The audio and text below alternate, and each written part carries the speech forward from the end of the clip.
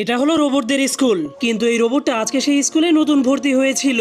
এরপর সে ক্লাসে গেলেই টিচার তাদেরকে বোর্ডের মধ্যে অনেক কঠিন একটা অঙ্ক করতে দেয়। তখন বাকি সব রোবটগুলো সহজেই সেই প্রশ্নটার উত্তর দিয়ে দেয়, কিন্তু এই নতুন রোবটটা সেই প্রশ্নটার উত্তর দিতে অনেক দেরি করছিল।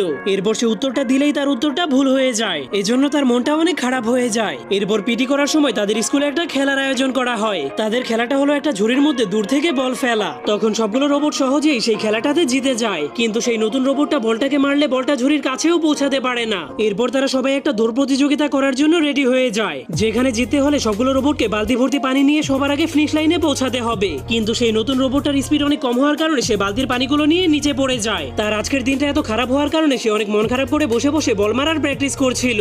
এরপরের দিন টিচার যখন তাদের ক্লাসের মধ্যে মানুষের বিষয়ে প্রশ্ন করতে শুরু করে, তখন একটা রোবটও সেই প্রশ্নের উত্তর দিতে পারে না। শুধুমাত্র সেই নতুন রোবটটাই মানুষের বিষয়ে সঠিক উত্তর দিতে পারে, যার কারণে সবগুলো রোবট অনেক অবাক হয়ে তাকে দেখতে শুরু করে দিলে সে অনেক খুশি